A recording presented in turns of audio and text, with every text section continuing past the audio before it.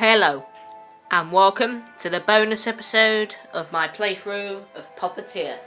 And in this episode, I'm going to be showcasing all 7 picture books, which kind of tell a backstory to some of the characters, and some of them are pretty interesting to know about, especially the last one.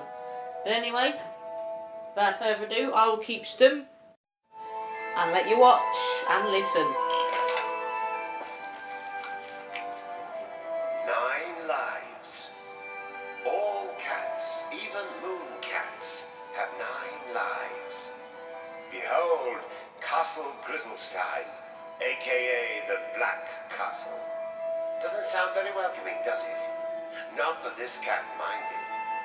The witch, lucky enough to be his mistress, one Esma Potts, had a nice warm kitchen with plenty of nooks, just the right size for a cat nap.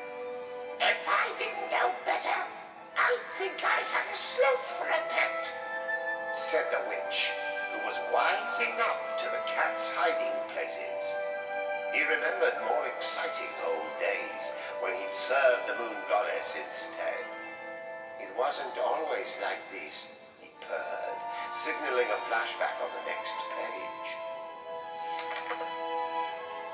Ah, Castle Waxway, a palace so white you had to squint to find the doorknob.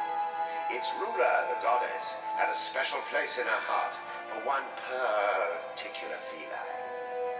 So when the tyrant stole Moonstone and Scissors and staged a rebellion, who do you think catapulted into action first? Meow! The blitz may have been cut tragically short, but it was a life worth giving. Even after the whole moon realm had fallen, the cat rallied the goddess's most faithful subjects, determined to kitty-corner the tyrant right in his throne room. "Follow me, you dogs," he shouted to the 4 champions, and all of them, even the young knight who was allergic, did just that. The plan might have gone without a hitch had the knight not been such a hopeless chicken. Well, you can run over a cat twice, but you can never roadkill his spirit. The 4 champions had been slain, their powers scattered, but our dear feline never gave up on the goddess. He spent another life scouring the moon for any ally willing to fight for her cause. Thrice dead but undeterred, the cat tried his luck on the high seas. No danger was too distressous, no horror too heroific. Into the jaws of peril he leapt, and found it quite difficult to get back out. Would none take his side in this cold, cruel world? No, he had but 2 allies now, his feline pride and the love for the goddess in his heart. "I'll tackle that monster all by myself," he meowsed, "no matter how many lives it takes." But alas, what hope had one messenger of justice beneath the beefy legs of evil? Our protagonist quickly flipped to the end of this book in search of a happy ending. The sting of 5 lives lost and the acrid taste of disappointment were just too much to bear. It was then that he met Esma Potts. To be clear, this was no shining goddess. The witch was so ugly on the outside, so nasty on the inside, that the moon cat felt compelled to walk away. Until, that is, he realized they had a common goal. He decided to hold out hope for a special child the witch assured him was coming. Each night he gathered a few puppets and led them up to the Tower of Tribulations. But these were mere children, dreaming children.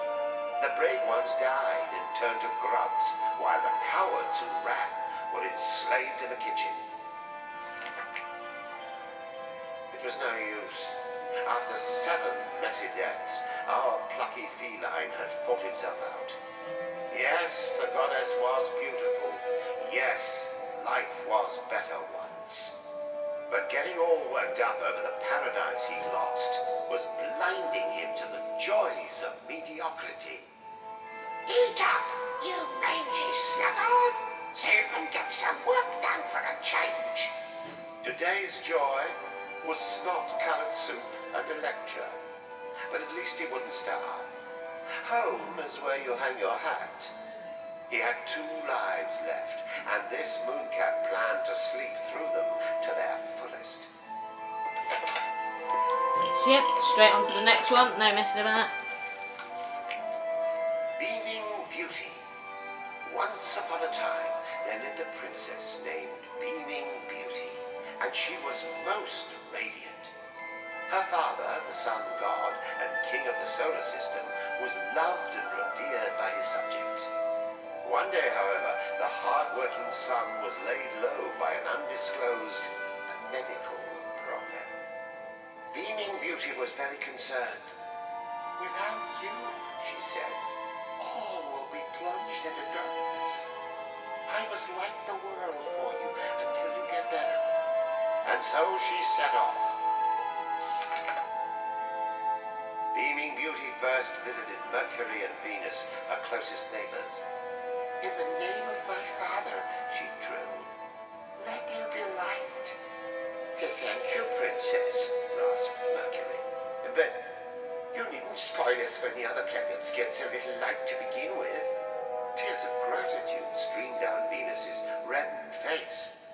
"How thoughtful," said Beaming Beauty. "How little a father has rubbed off on you. I shall journey on." The next day, she paid a visit to Mars. "In the name of my father," she trilled, "let there be light." "You are too kind, Princess," groaned Mars. "I feel brighter already. In fact, I think the outer planets deserve a dose of your affections."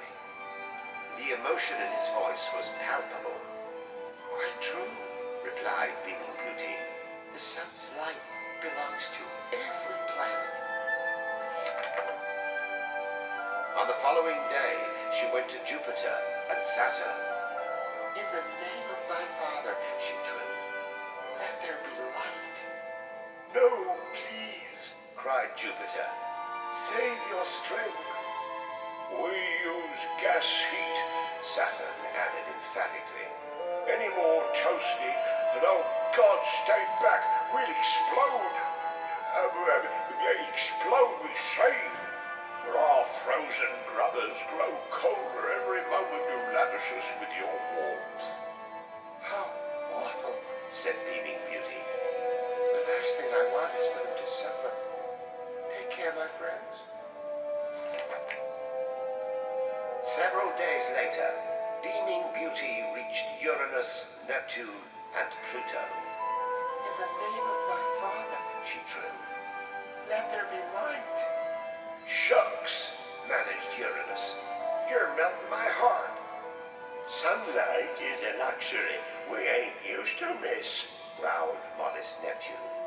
"You should go before—" "I'm not even a planet anymore," sobbed Pluto as he shrank away. "Now, don't be silly," said Beaming Beauty. "Being denied something your whole life doesn't make you unworthy of it." "We are unworthy," shouted all 3 planets at once. "If we were any unworthier, we might just die." "Really now?" steamed Beaming Beauty. "Are they that concerned about favoritism?" What would it take for the planets to understand there was no shame in accepting a gift?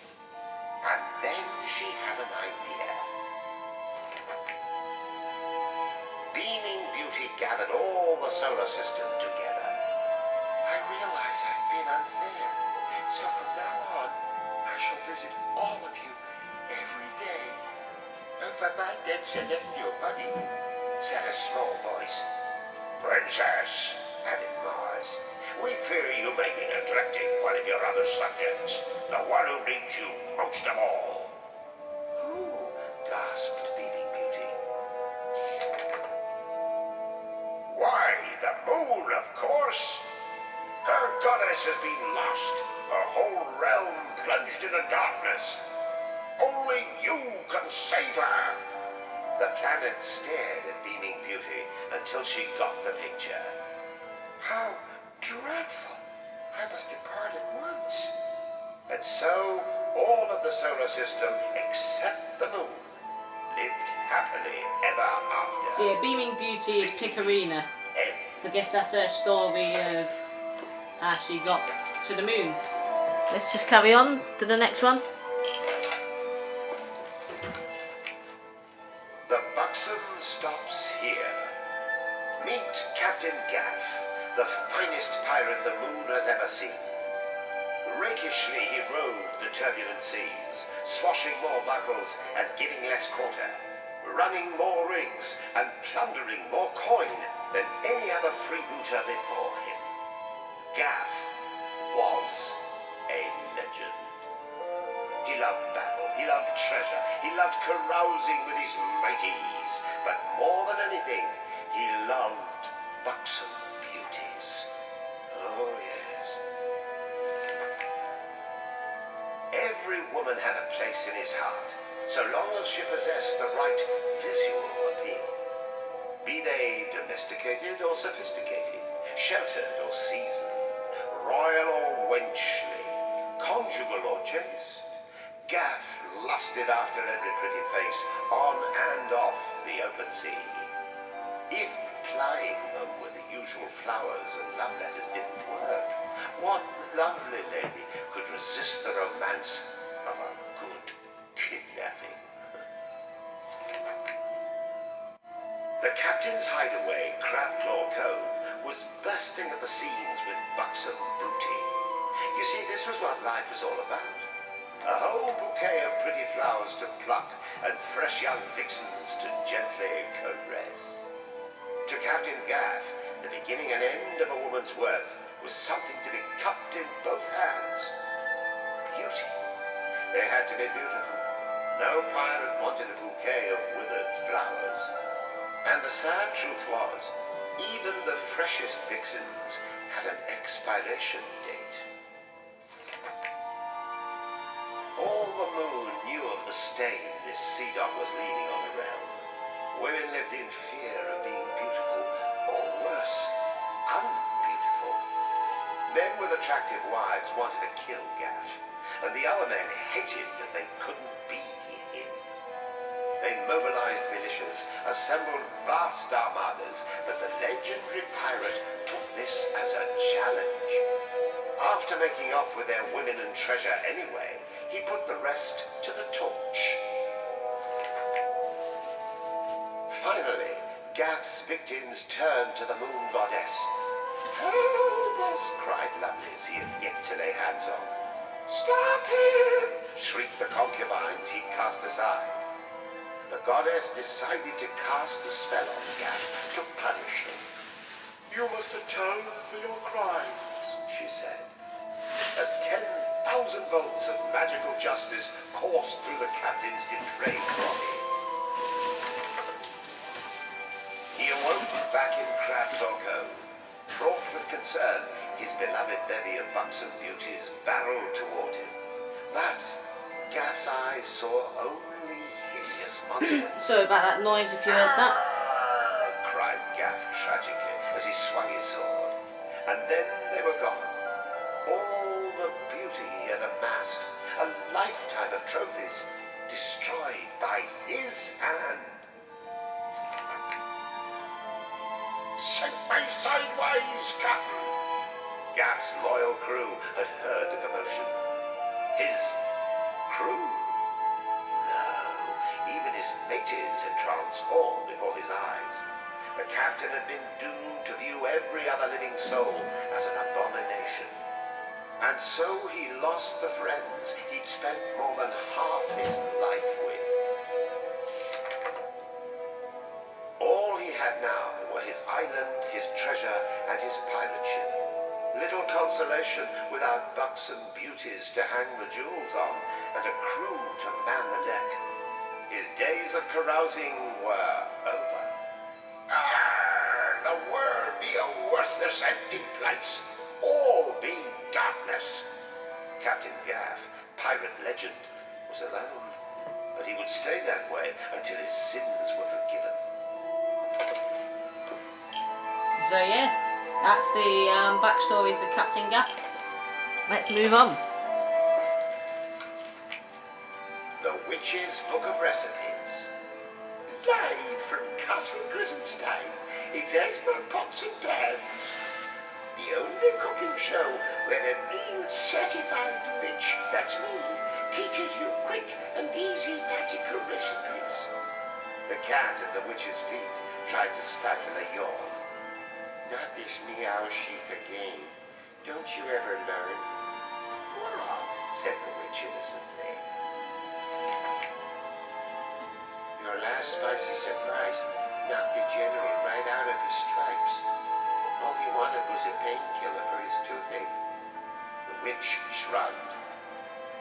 No better way to forget one's pain than to put your mind on another.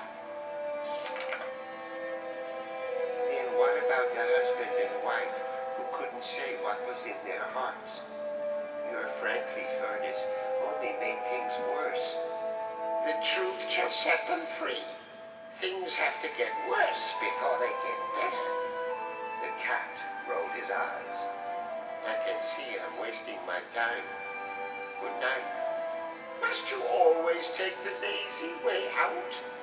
But the feline was already half asleep when a knock came at the door. Oh my, I wonder who today's special guest will be. It was one of the Castle Grisenstein guard. What's that? You've been sent here by your master. It's all in this letter. Sweat formed on the witch's brow as she started to read aloud. Madam Witch, my soldiers and puppets are miserable. They're up all night moaning and crying. I demand they be cheered up at once. Do you have a recipe for happiness? You don't know what it's like to be alone, rejected, with only the imaginary friend in your pillow to turn to. And neither do I. Just help them. My goodness, a shred of kindness. Very well. Today's recipe on Esma Pots and Pans is Cloud9 Stew. Grab a pen and paper, because here comes that magic recipe. 30 leash rooms from the Wild Waste, 3 whack-tie cacti, root to shoot, 1 bundle of vile vines, sliced into rounds. Last but not least, 2 teaspoons of my secret spice, a little something you could find right in the castle basement. Ludicrous, spoonicus, bon appetit. The grub seemed less than eager to dig in. What's that? Prove it works. The king will kill you if you don't check. Oh, fine. The witch looked down at the floor. Yin Yang, you slouch. Wake up. Have a sip of stew and put some zip in your step. Now! The cat reluctantly sampled his mistress's brew. I'd have to hold my nose, but meow. Leaping litter boxes, this is good. Makes me all warm and fuzzy and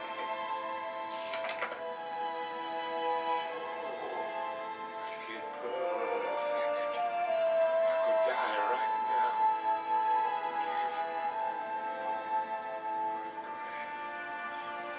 Oh dear! Did I overdo it with the secret spice? They say you can't appreciate happiness without a little tragedy. The secret spice, you ask? Why, it's snake's toxic in moderation, of course. Oh, don't give me that look. If you want out of this hellhole, Face it, you're just gonna have to go to heaven. But cheer up. I hear they have cable. So yep, there's the fourth book. Now into the fifth one. Talks about Nebula. So this is her backstory. How Nebula's heart sank. Poor Nebula, all alone. Poor little Nebula without a friend of her own. Why is it no one sees things my way? Am I the last idea in a desert of cliché? Outside my house I get stared at and mocked. In the streets I hear snickles and whiskerfalls as I walk. I suppose I'm above them. It's they who are other. Even Daddy and me are like oil and water. But if Mommy was still here, she'd tell me the truth about my real father, who was far less uncouth, and the galaxy from which I came. Look at these weirdos on Halloween night. This gaggle of ghosts, this wobble of whites. They claim to be townsfolk, all dressed up as spooks, as if I'd be fooled by these monstrous kooks. They're not even living. They're worse than undead. They just wear the costumes to play with your head. They aren't human like me. But oh, what's the point? What does it matter? The whole world's convinced I'm as mad as a hatter. In which case it's time I made them all see. Armed with the truth, I'll set myself free. Oh look, here's my daddy, their leader disguised. A ruse soon diffused in the blink of an eye. He won't call me Susan again. But what if the commotion drew some attention? Would the constable come? Would they try intervention? I checked if my neighbors had heard the hubbub, and there was old Frank sinking back in the tub. Oops, a little mishap with the nearest appliance thwarted this neighbor's impending defiance. He wasn't human anyway. Well, that was the end of the tricking and treating, for soon not a single heart was left beating. All that I wanted was to see eye to eye. Why is it no one will be on my side? Wait, what is this? Are these demons awake? Quick, where's the torch? Find some acid, a stake. They simply won't die. No, they won't leave me be. There's no bringing monsters to justice, it seems. Unless, yes, there is an escape. A good way to leave all my captors agape. I know what sets me apart. Gosh, can you believe her? Do you suppose it's your face? She thinks she's a human. Well, we all had those days. Oh, the misery! My heart, it just sank, and my neck grew to 10 times its regular length. Will nobody save me from this Philistine throng? Oh, please, someone, take me back where I belong, to the galaxy from which I came. So yeah, there was a shorter one for you. And now it's time for the sixth one. Mr. Pink gets a new job. Mr. Pink gets a new job. Galahagrid, Mulberry times the Weston, eminent scholar of all things clockological, was out of a job. The Land of Time's massive clock, which was supposed to tick its tock for all eternity, had zonked out after just an eon. The sticky wicket was finding a replacement clock hand, something that mystastical would never turn up. Galahagrid, better known as Mr. Pink, flew home to his wife and child in low spirits. "Get another job, you lout!" the missus shouted supportively. Junior needs shoes. Poor Mr. Pink had no time to mourn the loss of his beloved clock. No, starting tomorrow, every waking hour would belong to the great job hunt. Well, more like great sodding mess, as it turned out. Without the almighty clock to guide them, the land of time's populace had gone bonkers. Everyone was either working himself silly or sitting on his duff, drinking tea. Poor Mr. Pink got yelled at for bustling too slow and for relaxing too fast. There was just no place for steady, meticulous work. He got sacked his first day on the job. Back at home, Mr. Pink discovered his wife could turn new, frightening shades of red, and his son shrieked out a melody of death. Perhaps he would need to look into a longer commute. What with the price of fuel, he decided to haul it to the coast on foot. He was hoping to find work on the docks, but quickly discovered he wasn't up to the heavy lifting. Fortunately, the port was raided by the most aggressive of employers, pirates.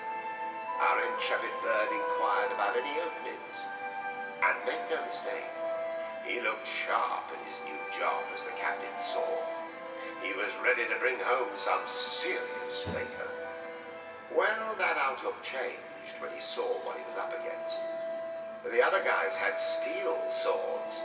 He'd heard of swashbuckling, but nobody mentioned he'd be doing all the buckling.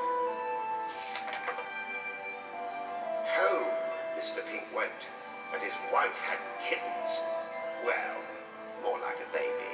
While he was gone, the number of mouths to feed had gone up 33%.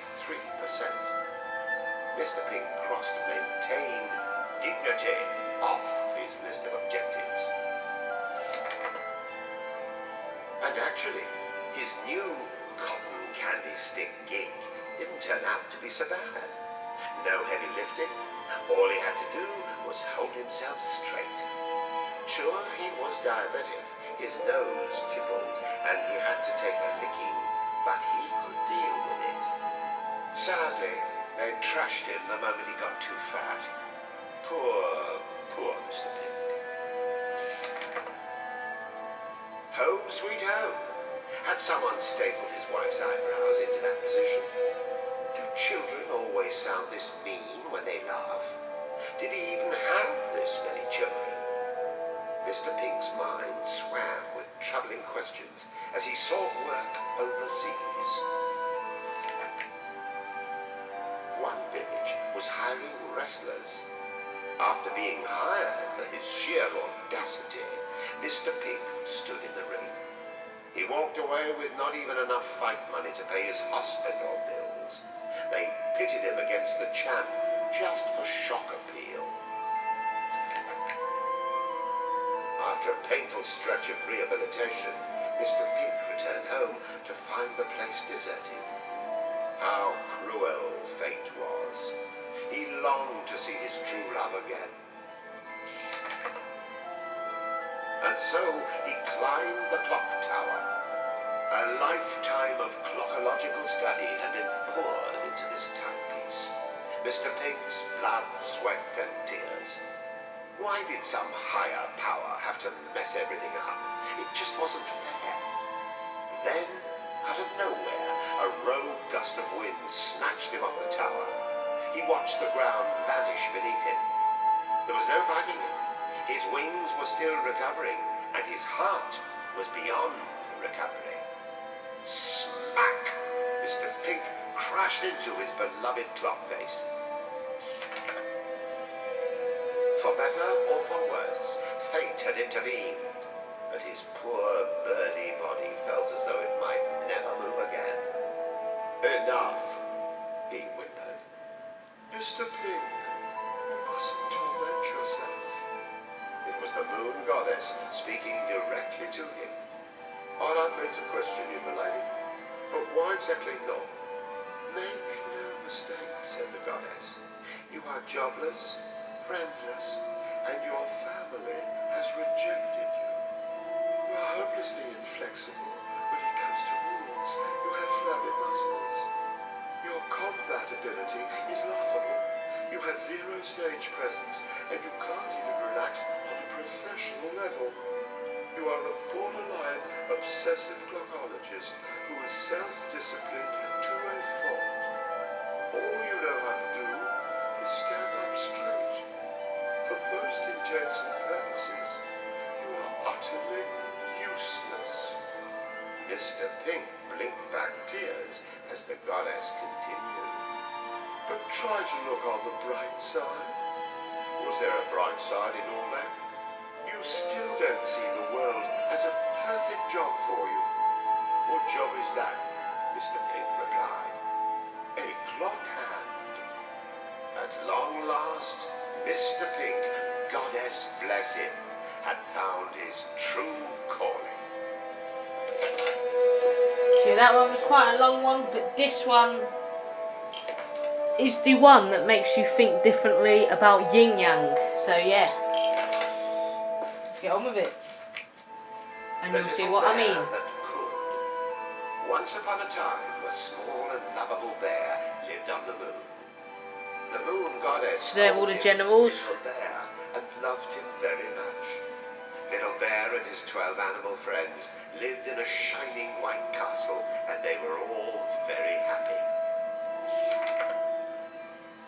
The goddess said to him, Little Bear, you can play any way you want, with anything you like, but promise me you will never, ever touch these moonstones.